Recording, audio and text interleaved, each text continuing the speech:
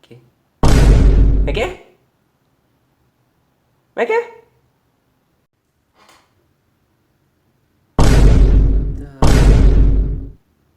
Certo?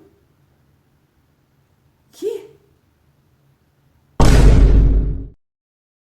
Ok, o fim da picada foi esse.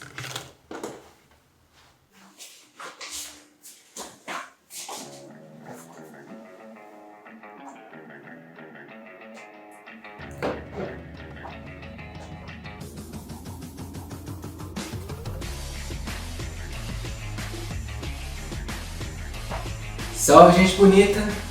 Eu sou o seu portador de histórias e o conto de hoje, eu juro que eu queria que fosse mentira, porque assim, não, simplesmente não. De quem é ideia de Jerico, de querer defender vilão? Ó, eu já quero começar me objetando a um pensamento muito comum que, inclusive, o comediante Danilo Gentili apresenta de forma bem articulada. Eu nunca torci pro vilão. Aí, de repente, tudo vai mudando. Então, mas hoje a gente vê filme que o vilão é vítima. Com certeza. Certo? Pra mim era tão claro quando eu era criança. Nos desenhos animados, o esqueleto do He-Man era do mal, o He-Man era do bem. Porque o esqueleto fazia a maldade e o He-Man queria parar a maldade, né? O Thundercats, sei lá, o mal tá na figura do predador, do maior. Tinha um simbolismo, mesmo a gente torcendo, tinha isso que você falou. Tinha simbolismo. Exatamente. Hoje as coisas estão completamente perdidas. Quando eu era criança era muito claro. Vamos falar de uma coisa que existia quando eu era criança e refizeram quando eu sou adulto. Star Wars. O lado negro da força, o lado mal da força era mal. O lado bom queria parar o mal. Hoje fizeram o remake, a hora que você vê o cara do mal é uma vítima. Ele é do mal porque foi levado a ser do mal. Isso mesmo. As pessoas... Há uma distorção de valores. E quem cresce consumindo isso não entende mais nada. Não entende. Ó, nada contra o cara, não me entenda mal, ele trampa honesto até. Negócio que não é bem por aí não, amigo, não é isso que acontece. Quem me dera, na verdade. Olha, esse vídeo do Gentili vai bem longo. Digamos apenas que tem muita coisa nele que é discutível, faltou coisa ali. Vai puxando pra vida real, fala de coisas que parece que ele finge que são de agora, mas que são coisas que vêm de séculos atrás. Chega a ser um pouquinho independente, mas vamos ao ponto. A galera já defendia o Killmonger na época dos trailers de Pantera Negra, meses antes dele fazer o argumento dele. Por quê? Porque o Michael B. Jordan é um wish. Porque carisma e aspectos que despertam afetividade, combinando ao fato de que nós, sem nem pensar, desassociamos o que está da tela da realidade, nos isentamos da obrigação moral de não cometer crimes de guerra e nos deixamos gostar dos vilões e babacas da ficção. O conto de hoje é sobre a disputa para definir heróis e vilões. E para estabelecer de uma vez por todas qual realmente é a controvérsia aqui. Se você está com curiosidade sobre os babacas, já se inscreve aqui, seja comigo um portador de histórias e ativa o sino notificante para não perder quando eu finalmente responder por que amamos os babacas da ficção. Por agora vamos puxar alguns exemplos na memória recente aqui. Thanos.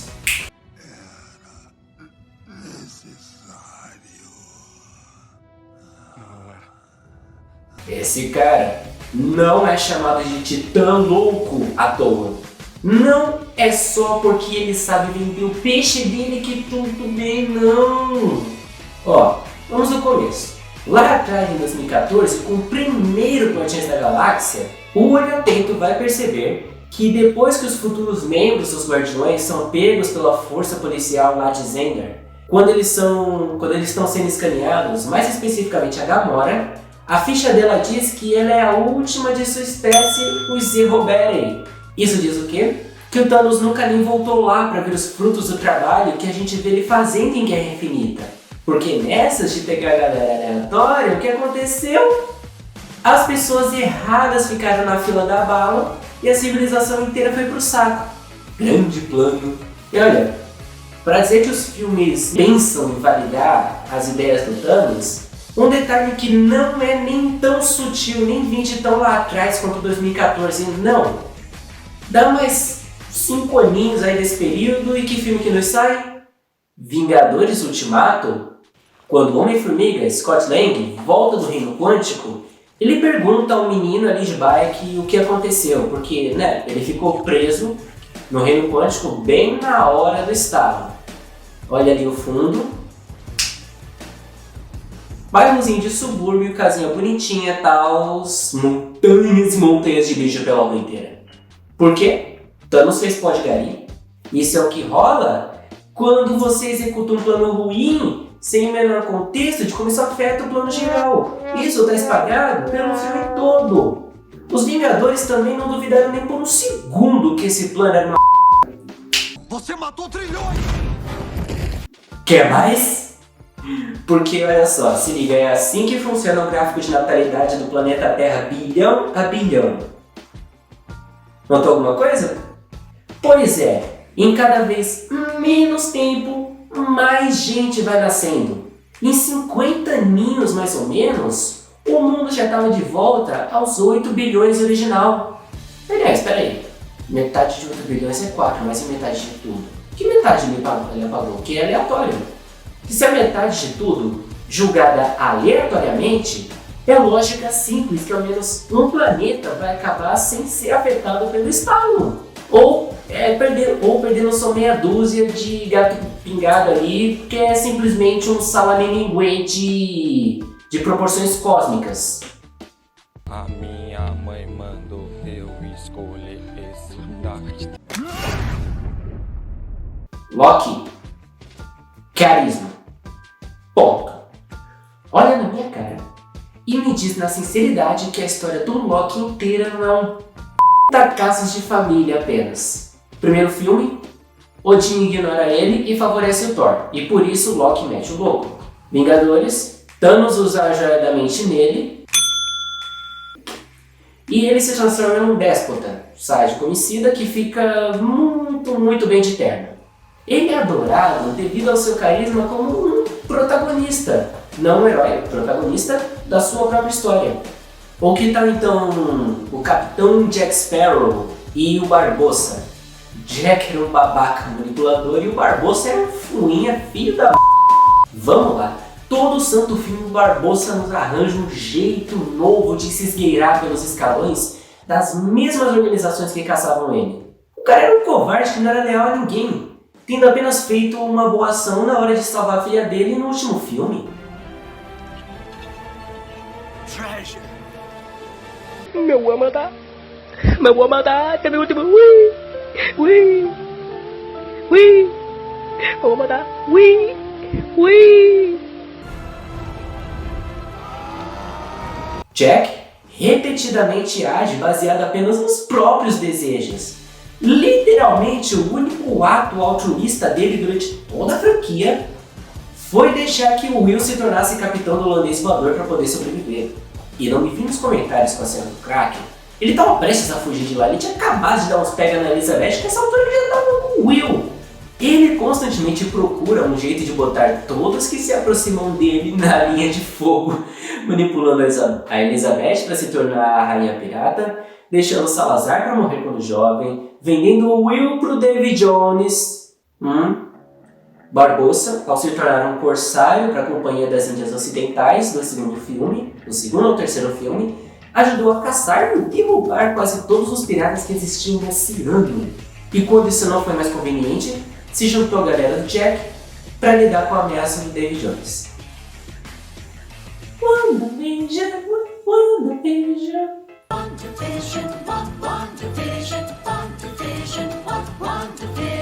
Ah, Wanda.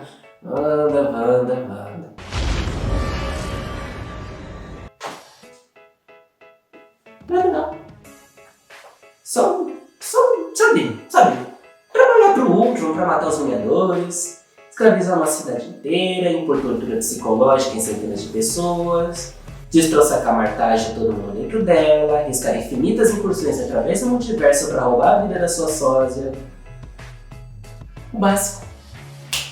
Nunca vão saber o que você sacrificou por eles. Sim, mas O que está fazendo é uma violação flagrante de cada lei natural. E se tirar daquela criança o seu poder, ela não vai sobreviver. E também... Pode dar adeus às lancheiras, pois esse é o tipo de justificativa que os nossos inimigos usam. Ah, e não vamos esquecer, né?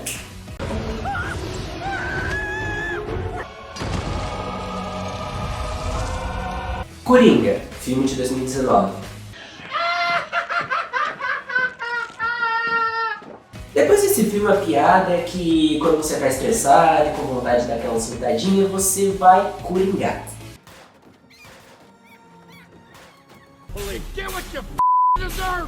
Esse aqui é interessante. O Coringa sempre foi essa figura inumana, resistente a tudo, que nem dor ele sente. Aí o filme veio nesse filme e reconstruiu o personagem por inteiro. Arthur Fleck tem problemas sérios e o filme causou medo em várias associações pelo mundo de que esse filme iria motivar as pessoas a coringar de verdade. Apesar disso parecer um tanto absurdo, e hoje em dia nós sabemos que isso, bom, não aconteceu. Vamos lembrar o que aconteceu nas sessões de 50 tons de cinza? Mas sim, acho que o problema real começa quando alguém realmente acha que a dor e o sofrimento são justificativas para crimes e violência. Isso vem não dos vilões em si. Eles não influenciam de verdade. Eles só apresentam um cenário. Bom, o filme do Coringa, tudo... o Coringa é o vilão, né? Aí esse filme do Coringa aí, ele é tipo o bonzinho. Ele é o Eu herói. saí com vontade de cometer um atentado, pô. Então, ele comete o atentado porque ele é vítima das circunstâncias. É, então. Não é? É justificar o injustificável. Assim, amigo, se um filme, por mais bem feito que seja, é o suficiente para quebrar sua inibição de querer liquidar alguém, não é problema do filme, não. O que é pior que o Coringa? Que a tua inibição é tão frágil que na hora do personagem fictício passa a ideia de algo libertador e divertido. Sério? O Coringa do filme já tinha ali as ideias erradas dele, ele mesmo fala no começo. All I have are negative thoughts. Aí, a vida dele chega num ponto em que ele, não ninguém, ele decide que não tem nada impedindo ele de meter o louco. A ética e a moral dele foram roídas pelo sofrimento, mas ele decidiu botar fogo no parquinho. Não bota no mundo que foi decisão do indivíduo. O que realmente acontece são pessoas. Quando a gente assiste um filme ou uma série ou lê um livro, acabamos por desassociar aquelas ações e contextos da realidade junto com a suspensão da descrença que usamos para emergir no universo de magia e coisas fora da realidade. E por esse breve momento que estamos imersos nesse entretenimento, a chavinha da moral desliga. E daí a ideia de resolver qualquer coisa na porrada ou na sangria parece atraente. E isso nos leva a um vilão controverso. Nem todo mundo gosta, mas do jeito que ele é feito, ele é um dos dois que formam a epítome dessa discussão. Vamos chegar lá. Grindelwald. Não tem nem o que dizer. Gellert Grindelwald é efetivamente Hitler no mundo bruxo. Morreremos só um pouquinho. Ele vê na sociedade mágica uma comunidade fraturada, submissa e frustrada, e nos trouxas seres inferiores que não merecem a posição que eles têm no mundo. Ele oferece liberdade aos mágicos, um merecido lugar ao sol, sem precisarem se recolher em dimensões de bolso, como o Beco Diagonal, ou localizações remotas, como a casa dos Weasley e a mansão dos Malfoy. Mas tu não tem magia, neném? Das duas, uma. É a Avada Kedavra ou vira burro de carne. Ele mesmo fala isso. Só de brincadeira ele decide estourar Paris com um dragão de fogo. Assim, só de brinks. Mas pros mágicos, ele passa a mensagem de libertador. Te lembrou alguém?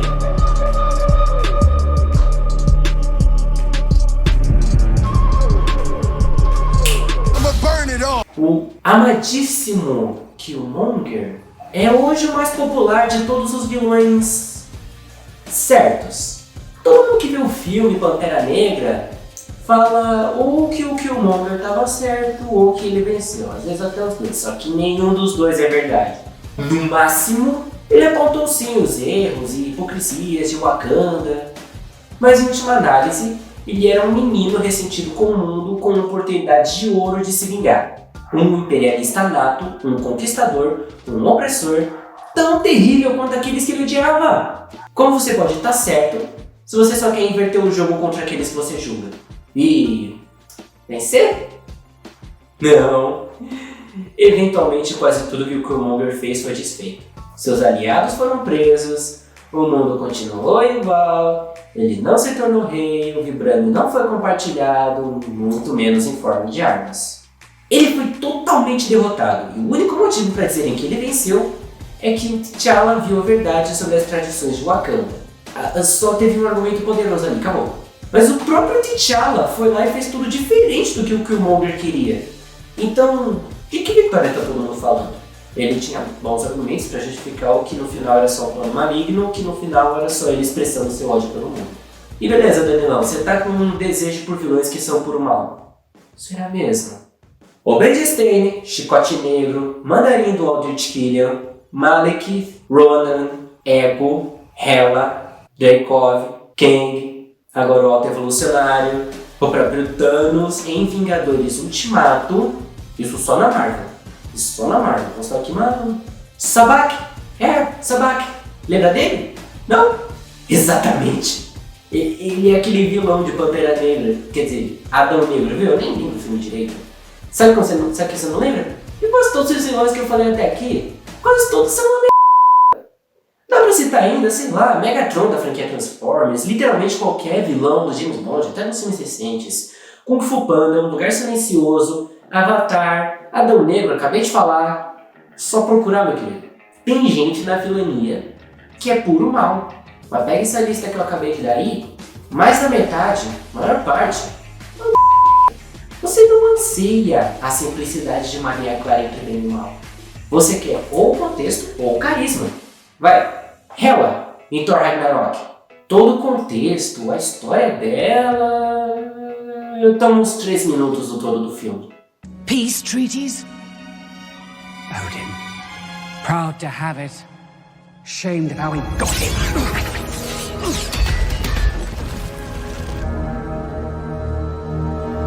We were unstoppable.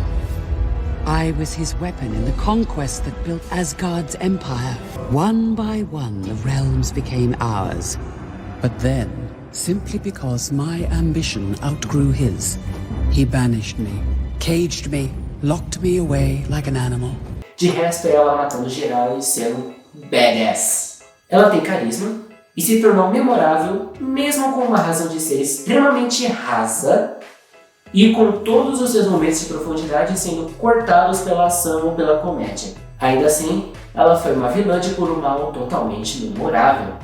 Por outro lado, Aldrich Killian, de Homem de Ferro 3, teve praticamente o mesmo tratamento e foi uma cagada tão grande que 9 anos depois tivemos que ter introduzidos ao verdadeiro mandarim na forma de Wenwu, o pai de Shang-Chi e o verdadeiro líder dos 10 Anéis. Killian não tinha carisma e quase não tinha contexto. Ela tinha contexto quase zero, mas era interpretada pela Kate Blanchett. Mas chega na Marvel, que tal falarmos de uma vilã que ficou marcada na memória de praticamente todo mundo que assistiu esse filme? Miranda Priestley, de O Diabo Veste Prada. Truth is, there is no one that can do what I do. And I'm not going to prove that girl that she sent me for the Brazilian layout. A mulher faz um esforço ativo de infernizar a vida das duas assistentes, misturando negócios e vida pessoal o tempo todo, botando terror na cabeça das duas. Uma delas chega a ficar fisicamente doente, de tanto que as dietas e coisas que ela fazia para agradar a Miranda ficavam extremas, e a dona... dava de ombro e se mandava se lascar. Is it impossible to find a lovely, slender female paratrooper? No. Am I reaching for the stars here? No. Not really. Oh, hi. Did you fall down and smack your little head on the pavement? There's some reason that my coffee isn't here. Has she died or something? Hello?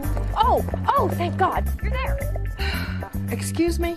I need to talk to you right away. It's about Jacqueline Pulley. Somos atraídos pelo entretenimento do carisma e pela imersão do contexto, não pela maldade. Porque quando vemos vilões que são puro mal e não temos nenhum desses fatores, entretenimento e contexto, eles são imediatamente considerados vilões fracos pelas mesmas pessoas que aplaudiram o filme Coringa. Então olha aqui, nenhum filme se responsabiliza pelo desvio de moral de ninguém. Os Sopranos, por exemplo, o Tony Soprano, ele era um psicopata, mas os fãs amavam ele. O final... Mas porque humanizaram a maldade. Isso, exatamente e fizeram isso. uma coisa pior ainda. Um amigo justificar a maldade, justificar o injustificável. Se a pessoa assiste um filme onde o vilão não é um monstro inumano que não fala, só quer saber de matar e já quer falar que era bonzinho, isso ainda é problema do filme. E o que falta é discernimento de separações de personagens. Personagens, tá? Pessoas inventadas, papéis de atores, palavras no papel. Primeiro, a moral da pessoa não é muito forte, ela se impede de meter o louco, não porque é errado, mas porque muito provavelmente vai ser punida por isso. E isso é diferente de ética. A linha de filosofia aqui. O que é ética e o que é moral? Moral é a lei. Tu não rouba, tu não agride, tu não coringa, porque tu vai tomar na jabiraca se o fizer. Ética é você não metendo o louco, porque isso fere outras pessoas. Sacou? Ninguém está realmente justificando a maldade em relação aos filmes. Os filmes, as séries, as produções não estão justificando, elas estão explicando. Isso não é só uma diferença sem uma distinção. Justificativa é o que você fala, beleza, pode prosseguir, tá de boa. Explicação é, tu estás cuspindo no prato por causa disso, disso e aquilo. Tu ainda tá errado, tu ainda tá fazendo cagada, só que você tem um intestino por onde a merda vem. Você comeu uma comida e agora tá saindo o resultado. Não é porque tem uma história por trás que vai fazer isso ser tudo bem, você soltar fora da privada. Beleza? Mas, gente, isso aqui é só uma opinião.